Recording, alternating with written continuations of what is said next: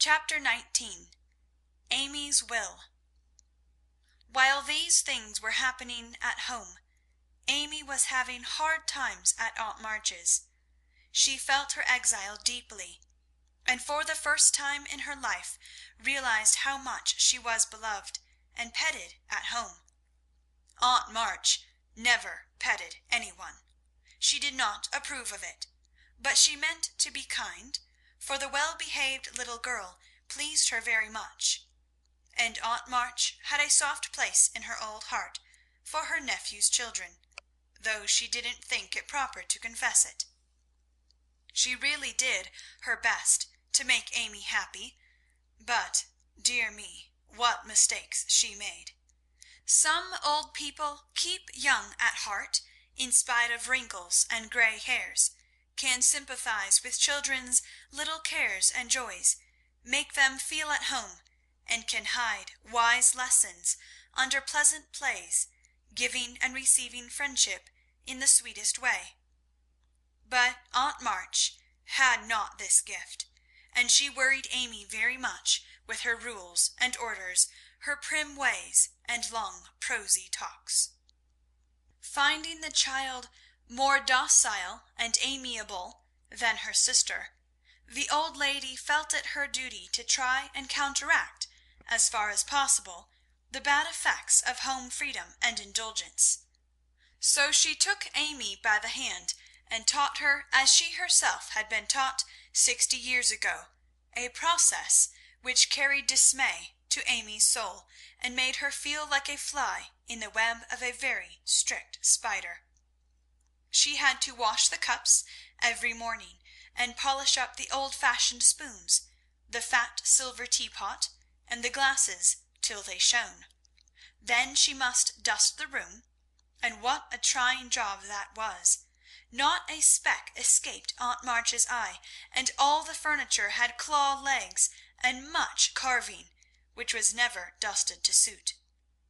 Then Polly had to be fed, the lap dog combed, and a dozen trips upstairs and down to get things or deliver orders, for the old lady was very lame and seldom left her big chair.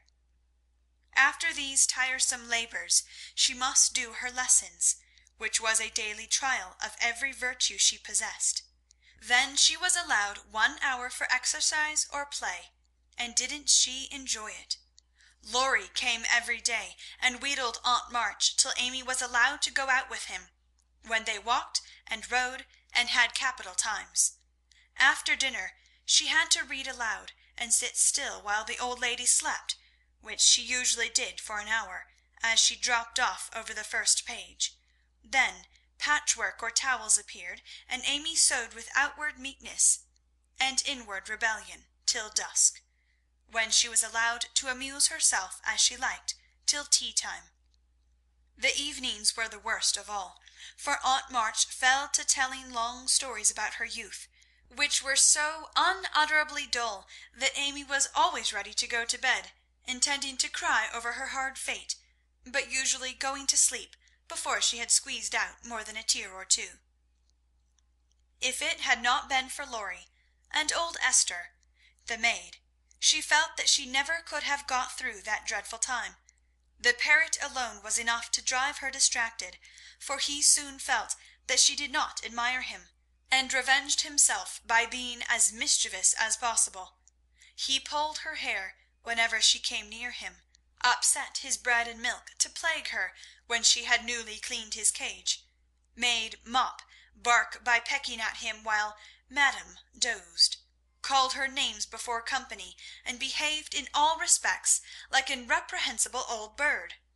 Then she could not endure the dog, a fat, cross beast, who snarled and yelped at her when she made his toilet, and who lay on his back with all his legs in the air, and a most idiotic expression of countenance when he wanted something to eat, which was about a dozen times a day. The cook was bad-tempered, the coachman was deaf, and Esther the only one who ever took any notice of the young lady. Esther was a Frenchwoman who had lived with Madame, as she called her mistress, for many years, and who rather tyrannized over the old lady, who could not get along without her. Her real name was Estelle, but Aunt March ordered her to change it, and she obeyed, on condition that she was never asked to change her religion. She took a fancy to mademoiselle, and amused her very much with odd stories of her life in France, when Amy sat with her while she got up madame's laces. She also allowed her to roam about the great house, and examine the curious and pretty things stored away in the big wardrobes and the ancient chests, for Aunt March hoarded like a magpie.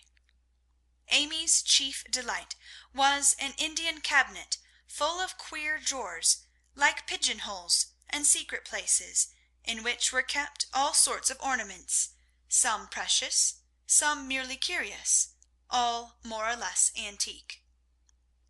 To examine and arrange these things gave Amy great satisfaction, especially the jewel cases, in which on velvet cushions reposed the ornaments which had adorned a belle 40 years ago. There was the garnet set which Aunt March wore when she came out, the pearls her father gave her on her wedding day, her lover's diamonds, the jet mourning rings and pins, the queer lockets, with portraits of dead friends and weeping willows made of hair inside, the baby bracelets her one little daughter had worn, Uncle March's big watch, with the red seal so many childish hands had played with, and in a box all by itself lay Aunt March's wedding ring, too small now for her fat finger, but put carefully away like the most precious jewel of them all. "Which would mademoiselle choose if she had her will?" asked Esther, who always sat near to watch over and lock up the valuables. "I like the diamonds best, but there is no necklace among them, and I'm fond of necklaces. They are so becoming.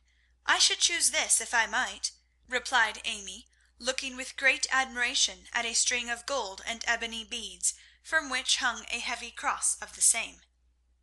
"I too covet that, but not as a necklace. Ah, no, to me it is a rosary, and as such I should use it like a good Catholic," said Esther, eyeing the handsome thing wistfully. "Is it meant to use as you use the string of good-smelling beads hanging over your glass?" asked Amy. "Truly, yes, to pray with. It would be pleasing to the saints if one used so fine a rosary as this, instead of wearing it as a vain bijou." "You seem to take a great deal of comfort in your prayers, Esther, and always come down looking quiet and satisfied. I wish I could."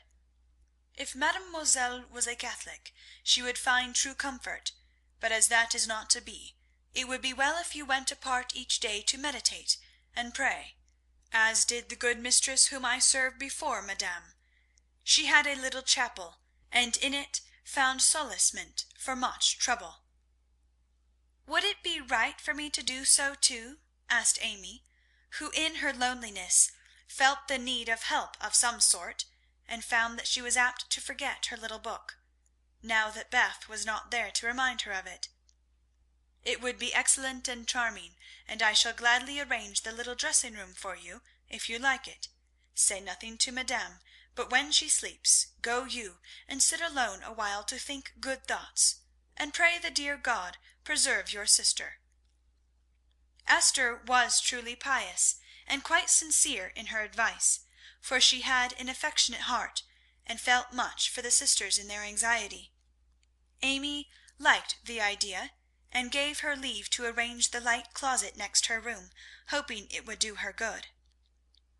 "I wish I knew where all these pretty things would go when Aunt March dies," she said, as she slowly replaced the shining rosary and shut the jewel cases one by one. "To you and your sisters, I know it. Madame confides in me. I witnessed her will, and it is to be so," whispered Esther, smiling. "How nice! But I wish she'd let us have them now. Procrastination is not agreeable," observed Amy, taking a last look at the diamonds. "It is too soon yet for the young ladies to wear these things. The first one who is affianced will have the pearls. Madame has said it, and I have a fancy that the little turquoise ring will be given to you when you go, for Madame approves your good behaviour and charming manners." "Do you think so? Oh, I'll be a lamb if I can only have that lovely ring. It's ever so much prettier than Kitty Bryant's. I do like Aunt March after all." And Amy tried on the blue ring with a delighted face and a firm resolve to earn it. From that day she was a model of obedience, and the old lady complacently admired the success of her training. Esther fitted up the closet with a little table, placed a footstool before it, and over it a picture taken from one of the shut-up rooms. She thought it was of no great value, but being appropriate, she borrowed it, well knowing that Madame would never know it, nor care if she did. It was, however, a very valuable copy of one of the famous pictures of the world, and Amy's beauty-loving eyes were never tired of looking up at that sweet face of the Divine Mother, while her tender thoughts of her own were busy at her heart. On the table she laid her little Testament and hymn book, kept a vase always full of the best flowers Laurie brought her, and came every day to sit alone, thinking good thoughts, and praying the dear God to preserve her sister. Esther had given her a rosary of black beads with a silver cross, but Amy hung it up and did not use it, feeling doubtful as to its fitness for Protestant prayers. The little girl was very sincere in all this, for being left alone outside the safe home nest, she felt the need of some kind hand to hold by so sorely that she instinctively turned to the strong and tender friend, whose fatherly love most closely surrounds his little children.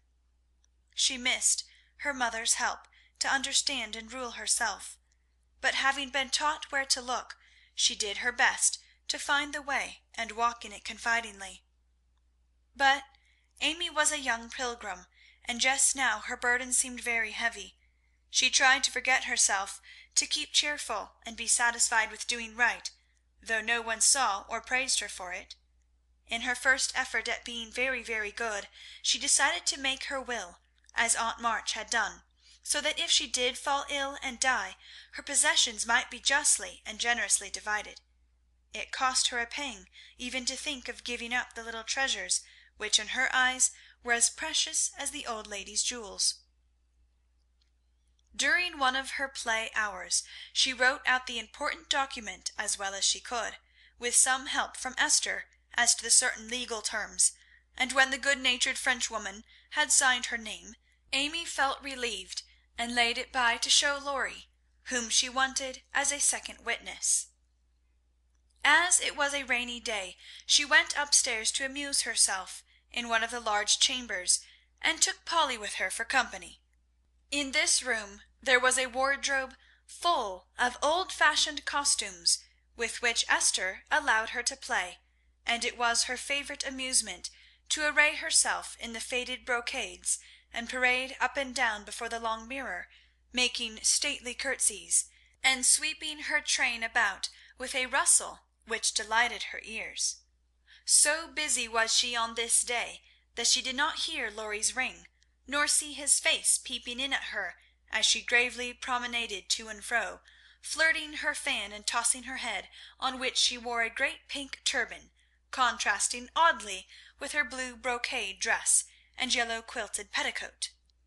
She was obliged to walk carefully, for she had on high-heeled shoes, and as Laurie told Joe afterward, it was a comical sight to see her mince along in her gay suit, with Polly sidling and bridling just behind her, imitating her as well as he could, and occasionally stopping to laugh or exclaim, "Ain't we fine? Get along, you fright! Hold your tongue! Kiss me, dear! Ha, ha!" Having with difficulty restrained an explosion of merriment, lest it should offend her Majesty, Laurie tapped and was graciously received. "Sit down and rest while I put these things away. Then I want to consult you about a very serious matter," said Amy, when she had shown her splendour and driven Polly into a corner. "That bird is the trial of my life," she continued, removing the pink mountain from her head, while Laurie seated himself astride a chair. "Yesterday, when Aunt was asleep and I was trying to be as still as a mouse, Polly began to squall and flap about in his cage, so I went to let him out, and found a big spider there. I poked it out and ran it under the bookcase. Polly marched straight after it, stooped down and peeped under the bookcase, saying in his funny way with a cock of his eye, 'Come out and take a walk, my dear.' I couldn't help laughing, which made Polly swear, and Aunt woke up and scolded us both." "Did the spider accept the old fellow's invitation?" asked Laurie, yawning.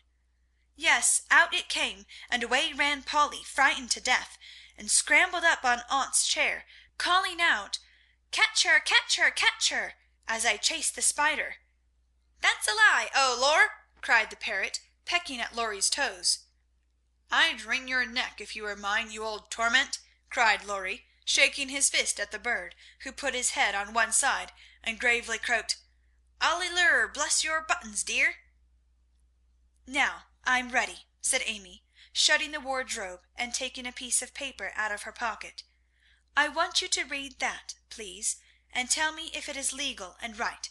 I felt I ought to do it, for life is uncertain, and I don't want any ill feeling over my tomb."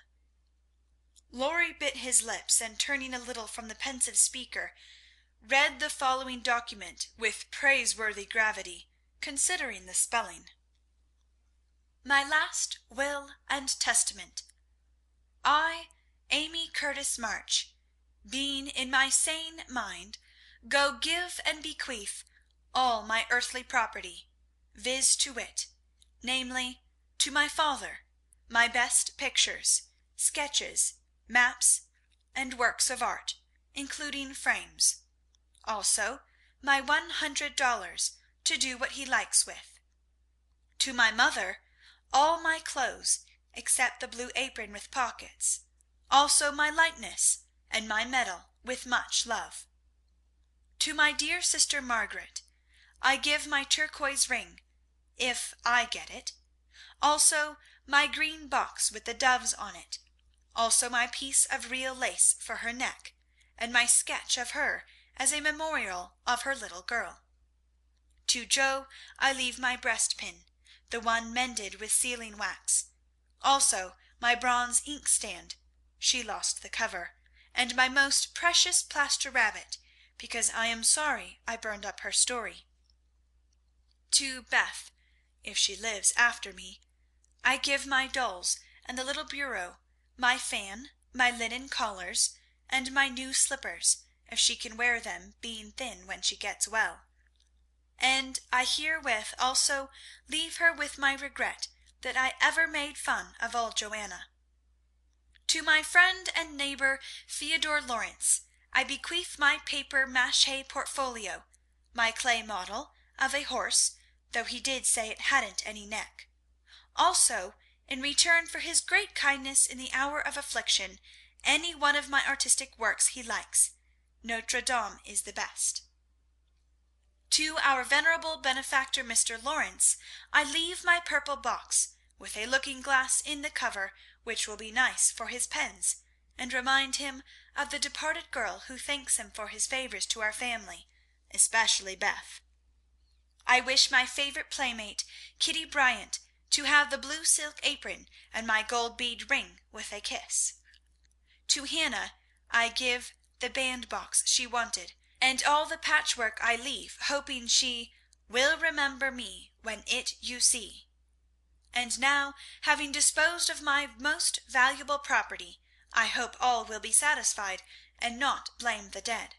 I forgive every one, and trust we may all meet when the trump shall sound. Amen.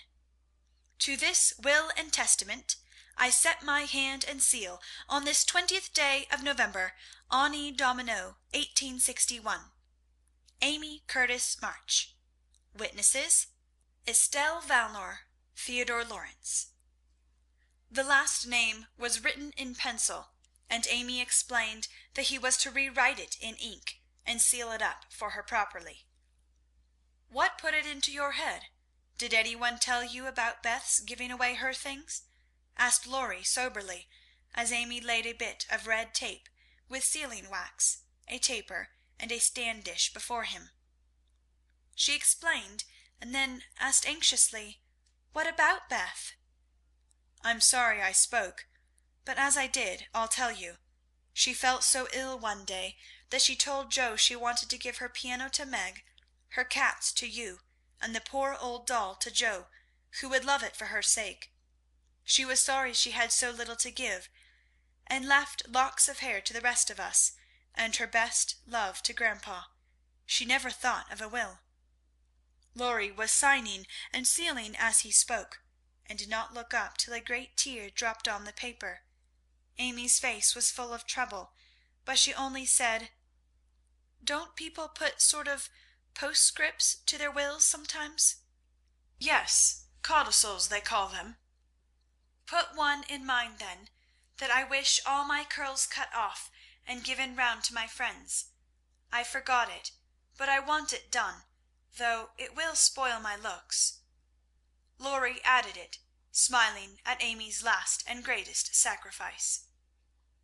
Then he amused her for an hour, and was much interested in all her trials. But when he came to go, Amy held him back to whisper with trembling lips, "Is there really any danger about Beth?" "I'm afraid there is, but we must hope for the best, so don't cry, dear." And Laurie put his arm about her with a brotherly gesture which was very comforting. When he had gone, she went to her little chapel, and sitting in the twilight, prayed for Beth, with streaming tears and an aching heart, feeling that a million turquoise rings would not console her for the loss of her gentle little sister. Chapter 19.